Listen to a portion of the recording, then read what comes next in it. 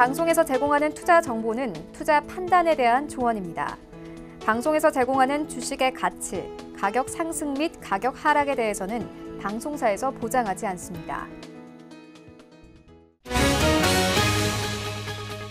오늘의 헤드라인 뉴스입니다. 지난 3월 FOMC 의사록에서 대다수 위원은 올해 기준금리를 변동할 필요가 없다고 판단하는 것으로 나타났습니다. 다만 일부 연준 위원은 여전히 경제가 예상대로 장기 추세 이상의 성장을 할 경우 연말에 금리를 올려야 한다고 주장했습니다. 뉴욕 증시에서 주요 지수는 연방준비제도가 금리 인상에 인내심을 보일 것이란 점이 재확인되며 상승했습니다. 마이클 폼페이오 미국 국무장관은 북한의 비핵화 때까지 제재를 이어가겠다는 기조를 유지하면서도 여지를 둘 수 있다고 밝혔습니다. 폼페이오 장관은 한 청문회에 출석해 북한의 비핵화에 대해 우리가 실질적인 진전을 이룬다면 목표를 달성하기에 올바른 일이 된다고 여겨지는 특수한 경우가 때로는 있다며 실질적인 진전을 거론하기도 했습니다. 마리오 드라기 유럽 중앙은행 총재는 유로존 경제에 대해 비관적인 전망을 유지했습니다. 드라기 총재는 ECB 정책회의 이후 기자회견에서 유로존 성장 전망을 둘러싼 위험은 여전히 하락 쪽에 치우쳐 있다며 지정학적 요인과 관련된 불확실성, 보호주의 위협, 이머징 마켓의 취약성이 지속하고 있다고 말했습니다. 테리사 메이 영국 총리는 브렉시트가 연기되더라도 가능한 한 빨리 이를 단행하기를 원한다고 밝혔습니다. 이후 특별 정상회의 참석차 벨기에 브뤼셀에 도착한 메이 총리는 기자들과 만나 이번 정상회의는 브렉시트를 연기해 영국이 원활하고 질서 있게 이유를 탈퇴할 수 있도록 하는 데 목적이 있다고 설명했습니다.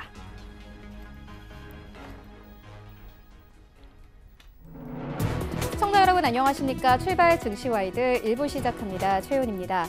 어제 우리 증시 양지수 모두 상승세로 마감이 됐습니다. 코스피는 2220선, 코스닥은 760선에서 종가 형성했는데요. 어제 장 초반만 하더라도 약세였습니다. IMF 측이 세계 경제 전망치를 하향 조정하면서 아시아 증시가 전반적으로 약세 출발했습니다. 하지만 중국 측이 경기 부양책을 내놓으면서 우리 시장도 함께 반등세 나왔는데요. 이런 가운데 뉴욕 증시 3대 지수도 모두 상승하면서 마감이 됐습니다. 네, 그리고 방금 속보가 들어왔습니다. EU 정상이 브렉시트 기한을 10월 31일로 연기하기로 합의를 했습니다. 이 브렉시트 과정을 6월에 재검토하기로 했다고 밝혔는데요. 아직까지 들어온 소식은 여기까지입니다. 관련된 소식이 들어오는 대로 바로 일부에서 다뤄보도록 하겠습니다. 네, 먼저 글로벌 시시각각 시간에는요. FOMC 의사록이 발표됐습니다. 연준의 인내심이 다시 한번 확인됐고요. 또 간밤 유럽 중앙은행은 통화정책 이후에 이 유로존 경기가 하방에 직면했다고 금리를 동결했습니다. 함께 자세한 내용 살펴보고요. 이어서 유럽연합은 영국의 브렉시트 1년 조건부 연장안을 내놓았습니다. 그리고 방금 EU 정상이 브렉시트 기한을 10월 31일로 연기하기로 했는데 함께 살펴보도록 하겠습니다. 네, 이어지는 라이브 이슈타임에서는요. 금호 아시아나 그룹이 이 아시아나 항공의 경영 정상화를 위해서 산업은행에 5천억 원 규모의 자금 지원을 요청했습니다. 함께 주가 흐름 짚어보고요. 이어서 어닝 쇼크를 기록한 국내 게임사들이 잇따라서 대형 신작을 내놓고 있습니다. 부진을 만회할 수 있는 돌파구 찾을 수 있을지 살펴보도록 하겠습니다. 출발 증시와이드 1부 지금 출발합니다.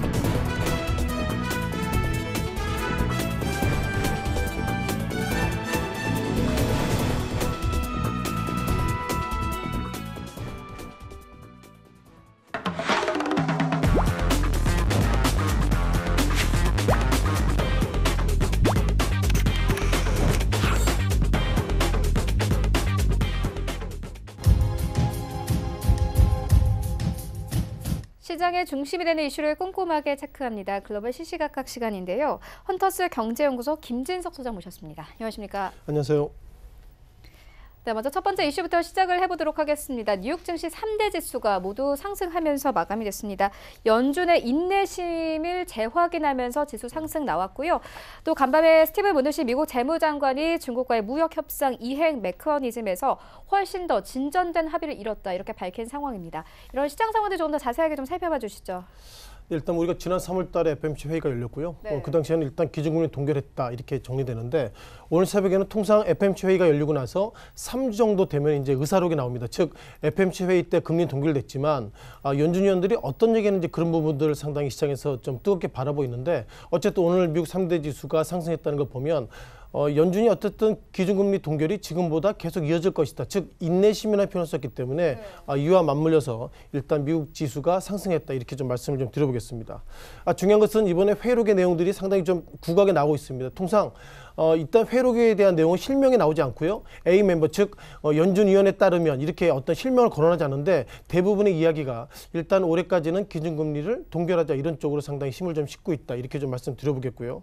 또한 그 미국을 넘어서 유로존이죠. 유로존도 최근 들어서 기준금리가 상당히 방향성을 고민을 가지고 있습니다만 유럽 중앙은행 입장에서도 기준금리를 동결을 했다 이렇게 보면 좋겠습니다.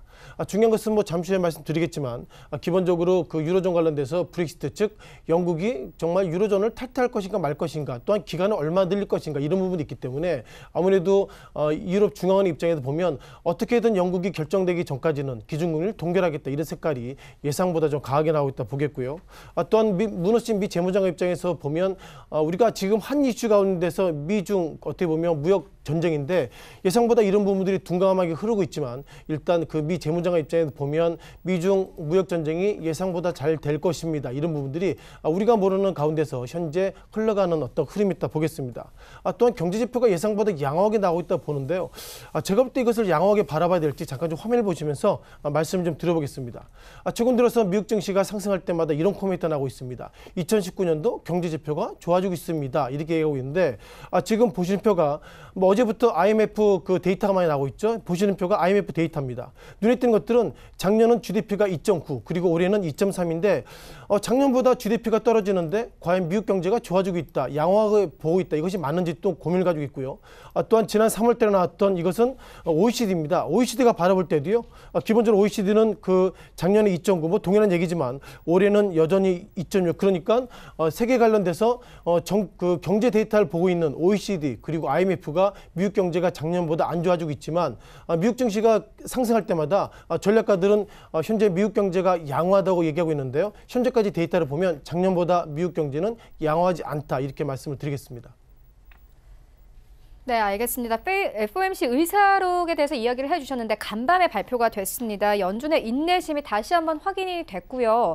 여기에 대해서 또 간밤에 유럽 중앙은행은 이 통화정책 이후에 유로존 경기가 하방에 직면했다며 이 금리를 동결을 했습니다. 이 두 가지 회의 좀 더 자세하게 좀 짚어주시죠.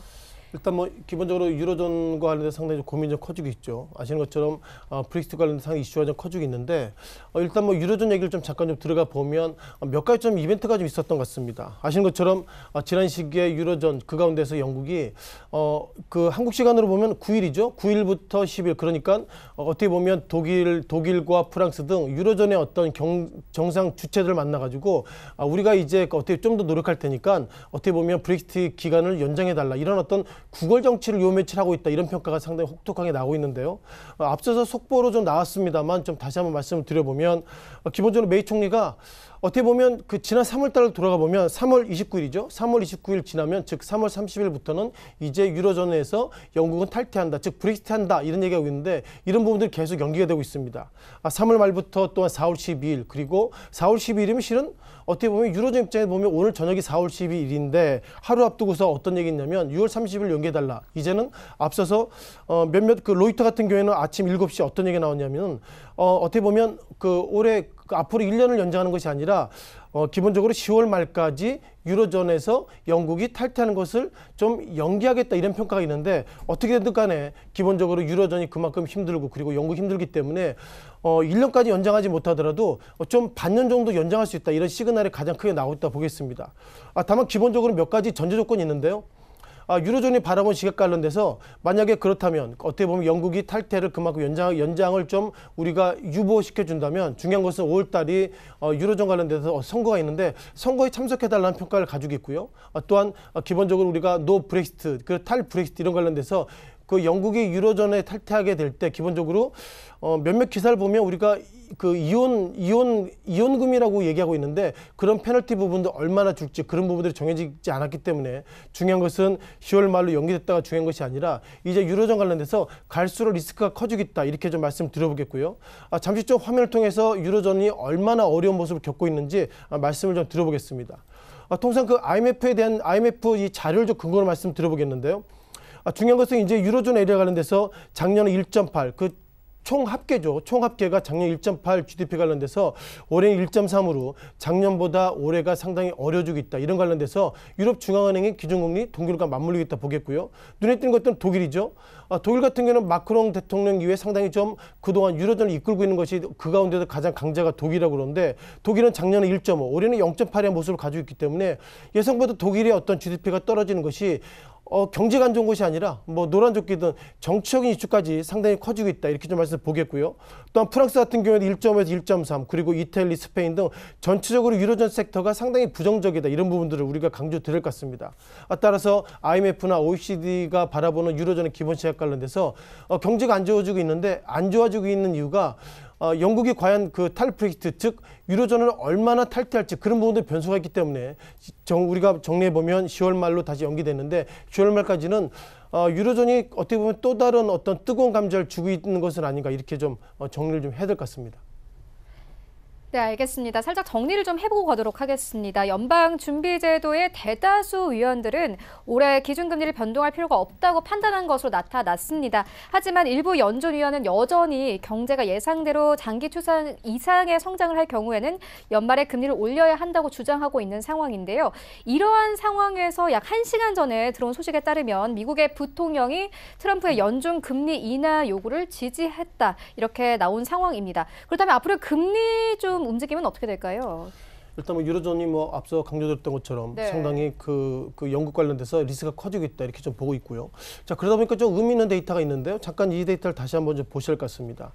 자, 눈에 띄는 것들은 OECD에 대한 데이터를 말씀 드려보겠는데요. 이 데이터가 3월 달에 만들어졌습니다. 즉 3월 달에 발표됐다는 것은 기존 데이터가 2월 달 때는 1월 달부터 모아지고 있다는 것인데 눈에 띄는 것들은 영국 같은 경우에는 2018년도에 GDP가 1.4 그리고 올해 1.8의 전제 조건은 결국 그 영국이 브렉시트를 탈퇴한다면 이런 조건인데 이런 조건에 대한 팩트가 틀렸기 때문에 그럼에도 불구하고 영국이 상당히 GDP가 작년보다 급감하고 있다 보겠고요.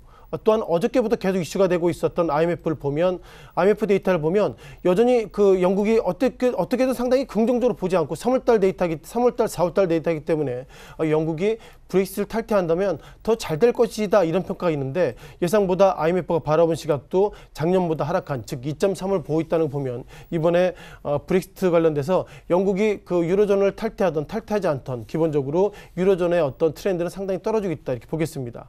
또한 10월 31일로 연기에 대해서 합의에 대한 데이터가 좀 속보가 올라왔기 때문에 이런 부분을 좀 말씀드려보면요.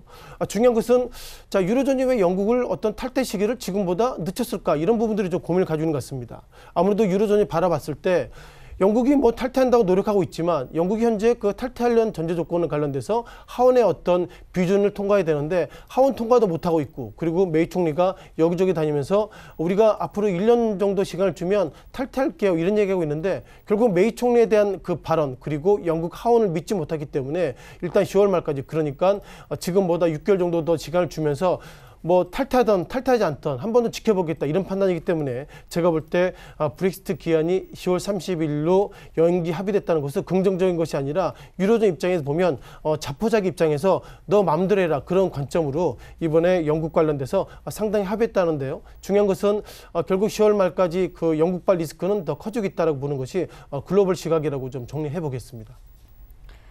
네, 그런데 유럽중앙은행 측이 간밤에 브렉시트가 유럽 실물 경제에 미치는 영향은 크지 않을 것이다 이렇게 밝혔거든요. 그 부분은 어떻게 생각하십니까? 기본적으로 뭐 실물 경제에 크지 않다 이런 얘기는 좀 하고 있는데요. 다만 우리가 뭐 주식하시는 분들 느끼시겠지만 미국 경제가 미국의 주가 하락할 때 항상 나왔던 얘기가 지난 1월달, 2월달까지는 미중 무역 전쟁 때문에 미국 증시가 하락하고 있다 이런 얘기 나오고 있는데 최근 들어서는 그런 얘기보다도 결국 어떤 브렉시트발 즉 유럽발 정책의 악재 때문에 미국 증시가 하락하고 있다 보겠습니다. 따라서 기본적으로 시각 관련돼서 좀 체크해 보면 유럽 중앙은행이 어떻게 보면 이번에 10월 말 합의 관련돼서 일단 그 기준금리 동결로 보면서 시장의 불확실성을 지켜보겠다 이런 평가를 가지고 있고요. 또한 미국 입장에서 상당히 좀 시각을 좀 다양하게 나오고 있습니다. 물론 오늘 같은 경우에는 FMC 때 이번에 의사록에 주된 내용이 뭐 인내심 이런 좀 코멘트를 가고 있지만 자 그럼에도 불구하고 아시는 것처럼 몇몇 그 미국의 어떤 키맨들이 기준금리는 동결이 아니라 하락하는 것이다 이런 평가를 가지고 있습니다. 통상 그 미국의 어떤 부통령 같은 경우에도 이번에 기준금리를 좀 하락하는 것이 맞다 이런 평가를 가지고 있고요. 제가 지난 시기에 말씀드렸던 어떻게 보면 커들러 NEC 위원장 관련돼서도 기준금리를 지금보다 내려야 된다는 얘기하고 있는데 지금 두 인물은 어떻게 보면 트럼프 대통령의 복심이기 때문에 결국 트럼프 대통령이 본인 입으로 기준금리를 하락해야 돼, 기준금리를 내려야 된다 이런 얘기하고 있는데 이제는 본인의 입을 떠나서 키맨들이 기준금리를 하락해야 된다 이런 평가를 가지고 있기 때문에 기준금리 하락한다? 그것은 결국 미국 경제가 불안정하다라고 보는 것이 큰 의미에서는 맞다라고 보겠습니다. 네, 그렇다면 앞으로의 브렉시트 방향 그리고 EU 경제 쪽으로는 또 어떤 영향이 있을까요? 뭐 시각에 대해서 여러 가지 의미가 있는데요. 아시는 것처럼 기본적으로 그 어떻게 보면 그 불확실성이 상당히 커지고 있다 보겠고요. 통상 뭐 주가에 대한 기본 팩터 관련된 첫 번째로는 우리가 기본적으로 모든 명확한 관련돼서 시장에 대한 방향성이 정해지고 있는데 예상보다 그 브렉시트발 악재가 커지고 있고 최근 들어서는 한때는 말이 없었던 이탈리아 즉 이탈렉시트 이런 코멘트가 있기 때문에 기본적으로 유로존의 어떤 증시에 대한 방향은 영국의 어떤 메이 총리와 그런 방향들이 어떻게 결정되는지 그런 방향에 따라서 가는 것 같고요. 다만 기본적으로 우리는 이런저런 이슈 관련돼서 기준금리를 미국이 결국 동결했다. 그런 의미를 보면 지금부터는 이것이 어떻게 보면 동결보다는 하락 관점으로 가는 것은 아닌가 이렇게 좀 말씀 드려보겠고요. 다만 우리 이와 관련된 몇 가지 의미가 있는데요. 자, 그러면 이후에 대한 시장에 대한 방향성 어떻게 정할 것인가 그런 부분들이 가장 키팩트인 것 같습니다. 자, 무엇보다도 기본적으로 여러 가지 이슈 관련돼서 눈에 띄는 것들 보면 시장에 대한 방향성을 상당히 좀 체크해 볼 필요가 있는 것 같은데요. 기본적으로 미국 경제에 대한 어떤 코멘트를 좀 다시 한 말씀을 좀 들어보는 거 좋을 것 같습니다. 자, 기본적으로 미국 경기가 얼마나 좋아지냐 이런 부분들을 우리가 어떻게 팩트셋이라는 표현을 좀 쓸 수 있는 것 같은데요. 지금 한국에 있는 몇몇 데이터 관련돼서 보시면은 그 한국에는 YGFN 이런 데이터가 있습니다. 즉 각 증권사 애널리스트들이 데이터를 가지고 그것을 취합하는 데이터가 우리가 YGFN이라는 모 회사인데 자 미국 같은 경우에도 팩트셋이라는 데이터 업체가 있는데요. 그 업체가 기본적으로 바라본 시각 관련돼서 2018년도 1분기 그리고 2019년도 1분기를 보면 2019년도 1분기가 2018년도 1분기 S&P 500의 어떤 영업이익보다 상당히 떨어지고 있다 이런 것들을 보면 기본적으로 미국 경제를 넘어서 글로벌 경기가 하나씩 좀 불안정 속에서 좀 침체 국면으로 들어가는 것은 아닌가 이렇게 말씀 드려보겠고요. 자 어쨌든 뭐 시장에 대해서 현재까지 데이터를 보면 예상보다 좀 부정적으로 가는 것은 아닌가 이런 부분들 지금 오늘 뭐 아침 뭐 방송부터 계속 좀 부정적인 말씀만 좀 드리는 것 같습니다. 네, 알겠습니다. 미국과 유럽 상황까지 함께 짚고 왔습니다. 지금까지 헌터스 경제연구소 김진석 소장과 함께했습니다. 고맙습니다. 고맙습니다.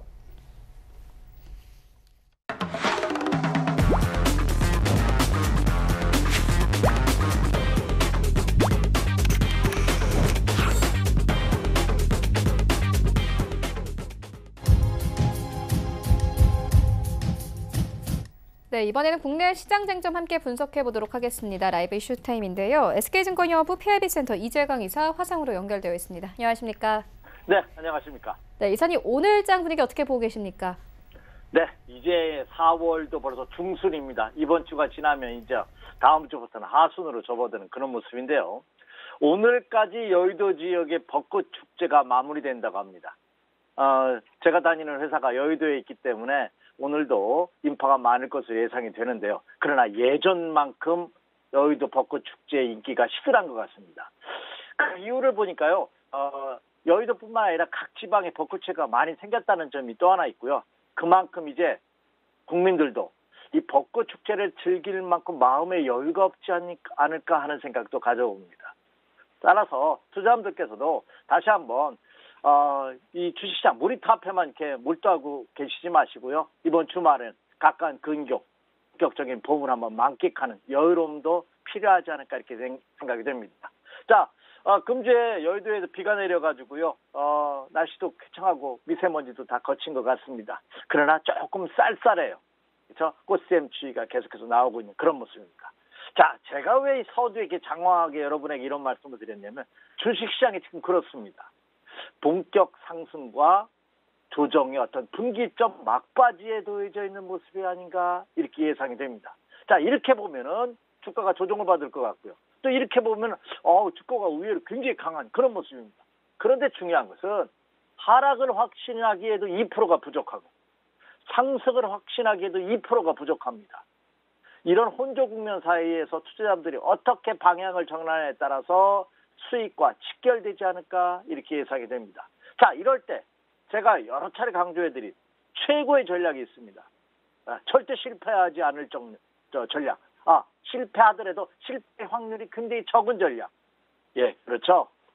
방향성이 정해질 때까지 기다렸다가 움직이는 것이 가장 올바른 투자가 아닌가 이렇게 예상이 됩니다. 자, 주식시장 아는 만큼 보인다고 했습니다. 그리고 보이는 만큼 수익이 나는 것이 냉정한 주식시장의 현실입니다. 그렇다면 투자자분들께서도 눈으로 보일 때까지 좀 더 여유롭게 기다리시는 그런 매매 전략이 여전히 요구되고 있다. 이렇게 말씀을 드립니다. 네, 알겠습니다. 이어서 다음 이슈로 옮겨가 보도록 하겠습니다. 이 금호 아시아나그룹이 아시아나항공의 경영 정상화를 위해서 산업은행에 5천억 원 규모의 자금 지원을 요청을 했습니다. 이 향후 3년간 경영 정상화 계획이 제대로 이행되지 않으면 이 채권단이 아시아나항공을 매각하는 데 협조하기로 했는데요. 시장 반응은 어떻습니까? 네, 세계의 항공을 누비던 우리나라의 양대 항공사죠.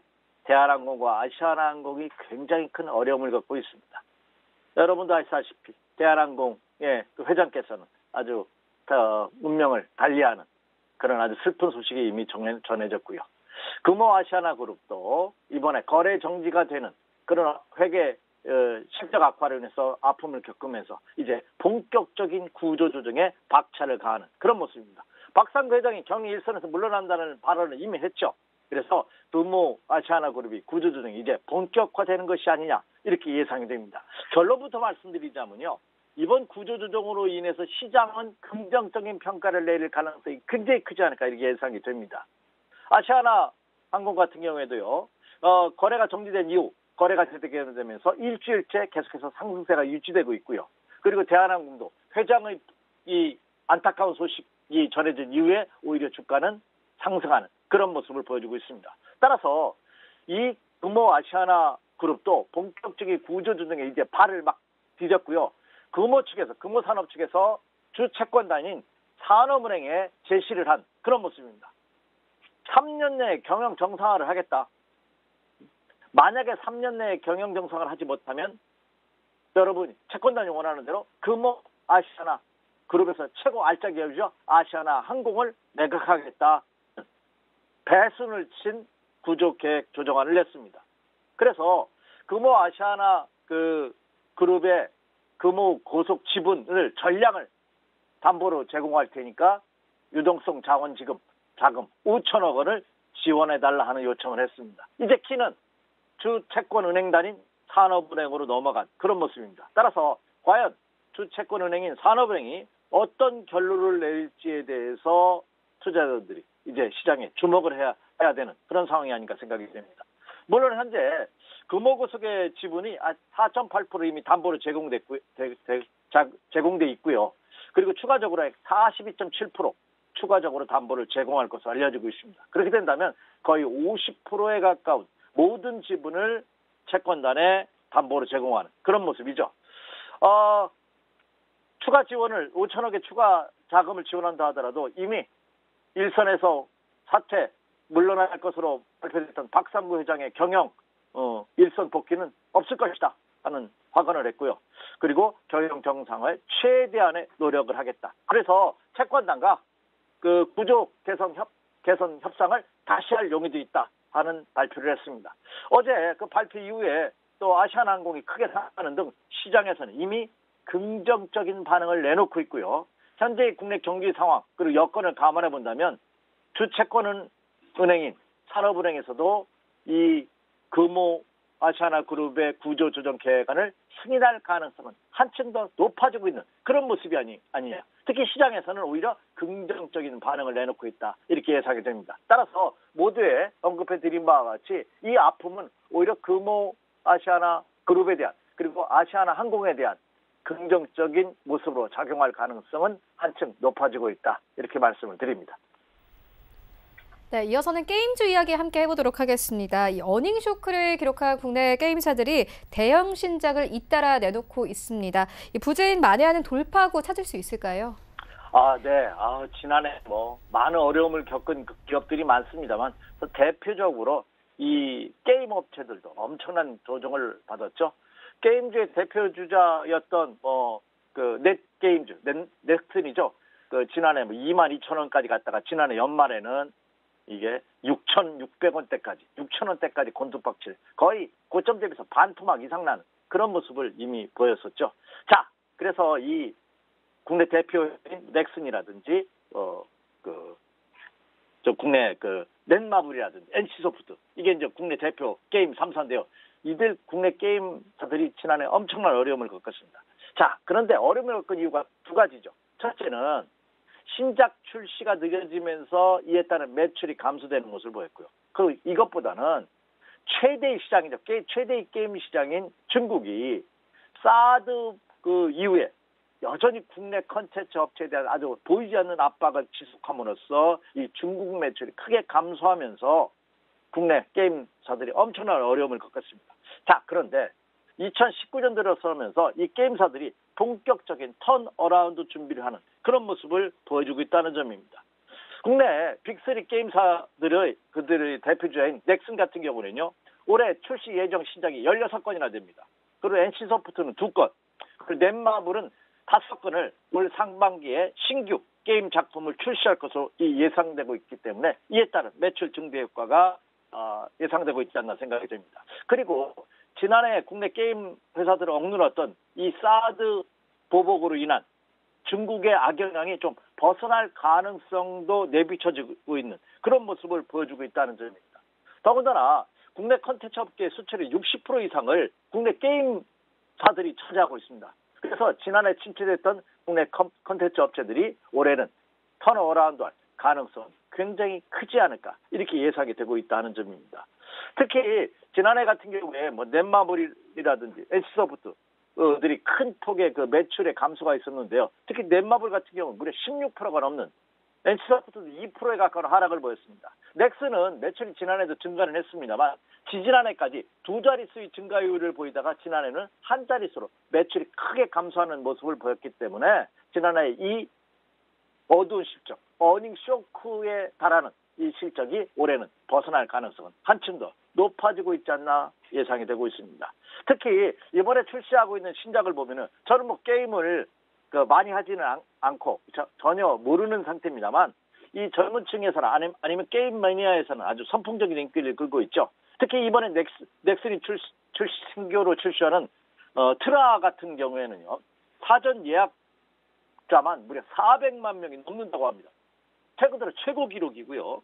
바람이 나라든지 크레이드 아케이드, 테일즈 위버, 마비노기 같은 이런 신작들을 줄줄이 출시할 예정이고요. 넷마블 같은 경우에는 세계 최고의 그룹이죠. BTS, 방탄소년단들이 육성으로 게임에 참여한 BTS 월드를 출시한다고 합니다. 이에 따른 또 신규 매출이 예상되고 있고요.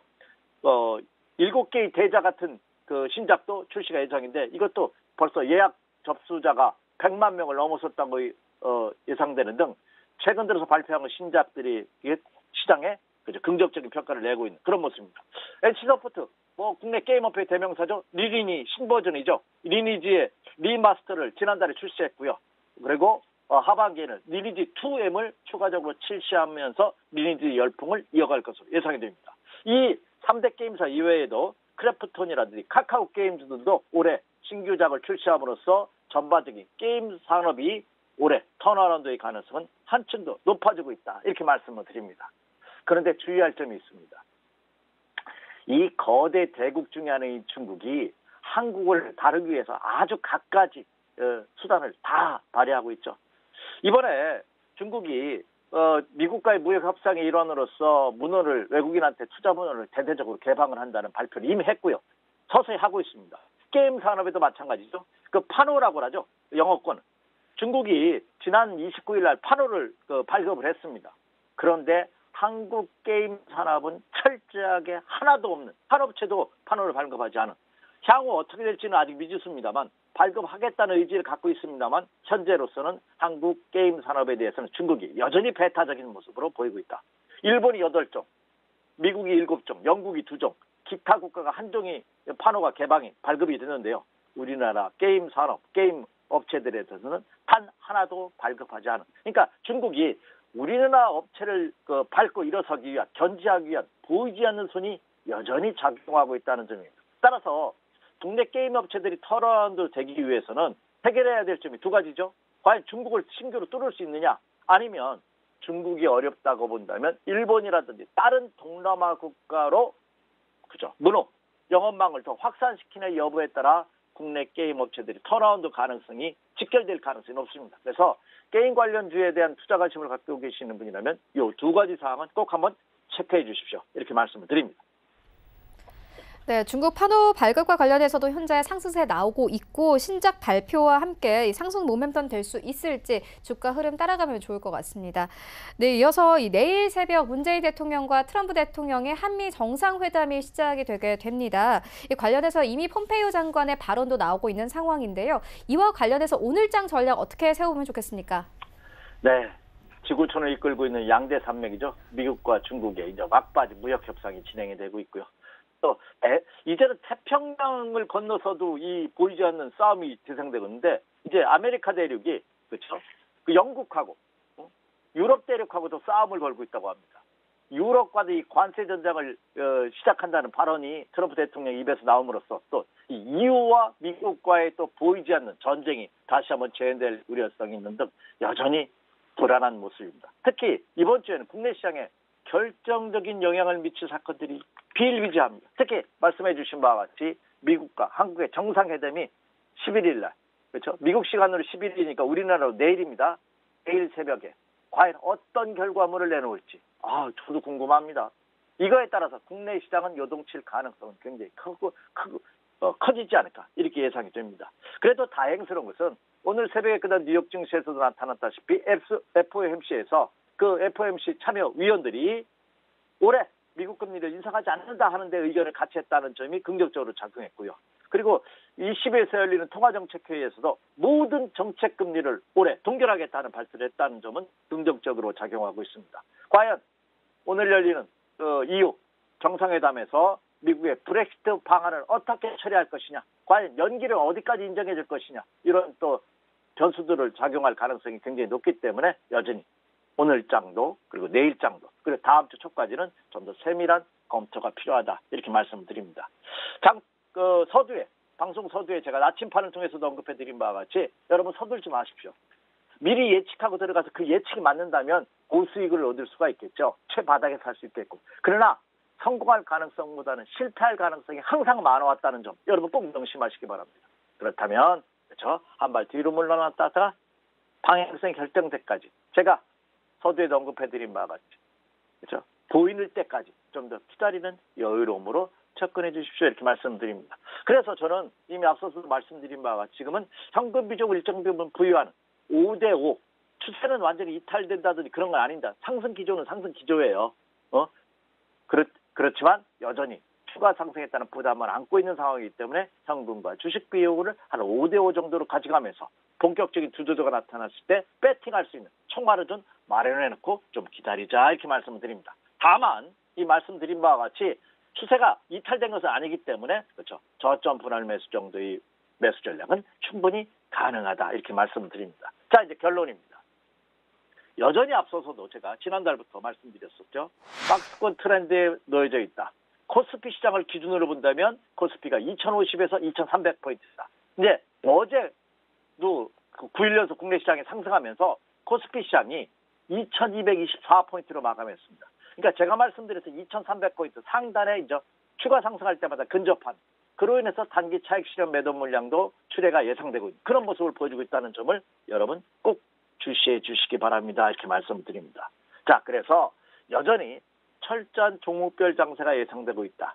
아직 뚜렷하게 주도주가 예상되는 주도주는 있습니다만 나타나고 있지 않은 그런 모습을 보여주고 있기 때문에 과대 낙폭돼 있던 종목군들이 그렇죠 상승할 가능성이 한층 더 높아진다. 그래서 지난 화요일 날 말씀드린 바와 같이 저는 종목별 장세가 예상되는 가운데서도 과대 낙폭돼 있는 반도체라든지 그리고 철강, 자동차 그리고 오늘도 유가가 크게 상승했습니다. 정유 관련주들을 한번 눈여겨보셔도 좋지 않을까 이렇게 예상이 됩니다. 또한 제가 말씀드렸던 이 환율이 문제입니다. 어제 3월 50전 하락하면서 환율이 좀 안정되는 모습을 보였어요. 근데 1138원입니다. 여전히 1130원대 후반에 머물고 있다는 점이 불안입니다. 따라서 환율 시장이 계속해서 안정화되는지 여부 체크해 주시기 바라고요. 또 하나 체크 포인트가 있다는 말씀드렸죠. 예, 거래량입니다. 지난 금요일 날 4월 5일 날 5억 1,700만 주, 5억 주를 넘어선 거 굉장히 긍정적이고요. 금주 들어서도 4억 주대를 계속해서 상회하는 모습이 계속해서 나타나고 있다는 점 또한 긍정적입니다. 그래서 거래량이 계속해서 증가되는지 여부 또한 굉장히 중요한 추가 상승을 시에 우리가 체크해야 될 체크 포인트다 이렇게 말씀드립니다. 그리고 또 하나 어제 그제 문재인 대통령이 미국으로 출발하기 전에 아주 대대적인 발표를 했죠. 세계 최고의 5G 생태계를 대한민국에서 할 수 있도록 조성하겠다는 비전을 발표했습니다.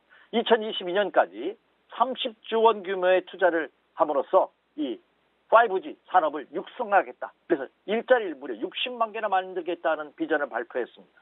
물론 이것이 그대로 될지는 아직 미지수입니다. 하지만 정부가 강력하게 5G 산업 분야에 집중적인 육성책을 내놓기 때문에 이들 관련주들은 여러분 눈여겨보셔도 좋지 않을까 이렇게 예상이 됩니다. 특히 직접적인 수혜가 예상될 것으로 예상됐던 통신 3사보다는 오히려 5G에 부품을 납품을 하고 있는 부품 관련주로 여러분 좀 더 포커스를 맞춰보는 것도 대안이 될 것이다. 이렇게 말씀드립니다. 특히 제가 어떤 호재성 재료가 나오면 그 재료가 나오는 바로 당일 매수하는 것보다는 짧게는 2, 3일, 길게는 한 4, 5일 후에 눈여겨보시라 하는 말씀을 드렸기 때문에 오히려 이번 주, 오늘과 내일, 다음 주 초과 이 5G 부품주도 한번 눈여겨볼 타이밍이 되지 않을까 이렇게 예상이 됩니다. 자, 전반적으로 아직은 여전히 불안한 모습을 보이고 있습니다만 그 불안감 속에서도 그렇죠 태양이 떠오르는 서광의 빛이 보이는 뭔가 그래도 긍정적인 메시지가 시장에 담겨 있는 그런 모습이 나타나고 있다는 점입니다. 한 번 더 두드리고 확인해야 될 과정은 남겨놓고 있습니다만 사기 주주들을 위해서 여러분들께서도 한번 분석하는 시간으로 이번 주를 임하신다면 그렇죠 다음 주에는 좀 더 나은 수익률로 여러분이 다가갈 수 있지 않을까 이렇게 예상이 됩니다. 그래서 투자자분들께서도 오늘과 내일장은 제가 말씀드렸던 이런 종목을 체크해 보시면서 관심 가져보십시오. 이렇게 말씀을 드립니다. 이상입니다. 네, 알겠습니다. 그리고 방금 속보가 들어왔는데요. 이 제주행 대한항공 비행기가 엔진 진동으로 김포 공항으로 회항을 했다고 합니다. 이렇게 되면 또 항공지 오늘 움직임이 있을까요? 네, 그렇죠. 자, 하나 또 명심할 사항이 있습니다. 주가라는 것이요. 최악의 상태에서 벗어났다고 해서 바로 상승하는 건 아닙니다. 무슨 말이냐? 국내 항공주를 예를 들게요. 항공주가 아시아나 같은 경우는 거래대 정치 상태에서 벗어났고 모두 언급해드렸습니다. 아시아나 그룹에서 아주 파격적인 구조조정 계획안을 그러니까 채권단이 수용을 할 수밖에 없는 그런 파격적인 구조조정 계획안을 냈습니다. 그것은 호재입니다. 하지만 이걸 냈다고 해서 없는 실적이 갑자기 생기는 건 아니죠. 그래서 상당한 시간이 걸린다는 겁니다. 다시 말해서 대한항공도 총수가 그렇죠.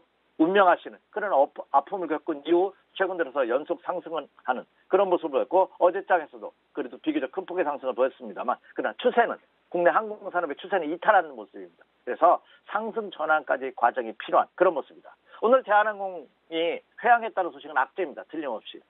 하지만 이 악재 또한 이미 선반영돼서 주가가 상당폭 하락했기 때문에 크게 영향을 받지 않은 그렇다면 오늘 항공산업은 회항하라는 악재와 그리고 말씀드렸다시피 아시아나그룹의 구조조정안 그리고 대한항공도 총수의 운명으로 인해서 회장님의 운명으로 인해서 본격적인 구조조정이 가속화된다는 점은 중장기적인 호재일 수는 있습니다만 단기적으로는 역시 매수와 그리고 매도 치열한 매매 공방이 예상되고 있다. 그래서 대한항공도 오늘 회항 소식은 그렇죠 다분히 악재로 작용할 가능성이 높다 이렇게 말씀을 드립니다. 그래서 상승시 추격 매수는 자제할 필요가 있지 않나 이렇게 예상이 됩니다. 네, 관련된 주가의 흐름은 2부에서 다뤄보도록 하겠습니다. 지금까지 SK증권 영업부 PIB센터 이재강 이사와 함께했습니다. 고맙습니다. 네, 감사합니다. 네, 1부는 여기서 모두 마치도록 하고요. 잠시 후 2부에서는 전문가들과 함께하는 종목 라이브쇼, 라이브 매매 타임이 이어집니다. 여기에 대해서 오늘장에서 이슈몰이를 하고 있는 특징 주까지 꼼꼼하게 살펴봐 드리겠습니다. 채널 고정해 주시고요. 저는 잠시 후 2부로 다시 찾아오도록 하겠습니다.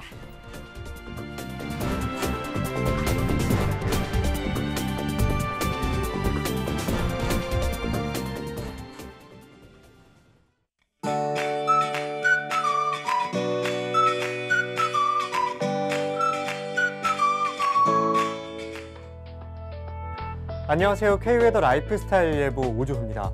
대한민국 임시정부 수립 100주년인 오늘은 서울의 아침 기온이 6도를 시작해 낮 기온은 15도까지 오르겠는데요. 하지만 평년보다는 1에서 2도가량 기온이 낮겠습니다. 거기다 찬바람까지 다소 불면서 체감온도는 이보다 더 낮아 춥게 느껴질 수도 있겠는데요. 외출하실 때 옷차림을 두껍게 하시고요. 건강관리에는 유의하시기 바랍니다. 한편 오늘 강원 영서와 경북 지역에는 늦은 오후부터 밤 사이에 비 소식이 있으니까요. 이들 지역으로는 외출하실 때 우산을 챙기시기 바랍니다. 밤 사이에 국내외에서 유입된 오염물질로 인해서 오늘 서쪽 지방의 미세먼지 농도가 높게 나타나겠습니다. 오전에는 수도권과 충청 지역의 미세먼지 농도가 높게 나타나다가 오후 들어서는 전라도 지역까지 그 범위가 확장되겠는데요. 이들 지역으로는 되도록 외출을 삼가시고요. 외출하실 때는 보건용 마스크를 꼭 챙기시기 바랍니다. 그리고 오늘은 중국 산둥만도 부근에 위치한 고기압의 가장자리에 들겠고요. 강원 영서와 경북은 약한 기압골의 영향을 받겠습니다. 다음은 자세한 지역별 날씨입니다. 중부지방은 낮부터 구름이 많이 끼겠고 춘천에는 비 소식이 있습니다. 이들 지역으로는 참고하시기 바랍니다. 동해안은 종일 구름이 많이 끼겠고요. 일교차가 크게 나겠습니다. 건강관리에 유의하시기 바랍니다.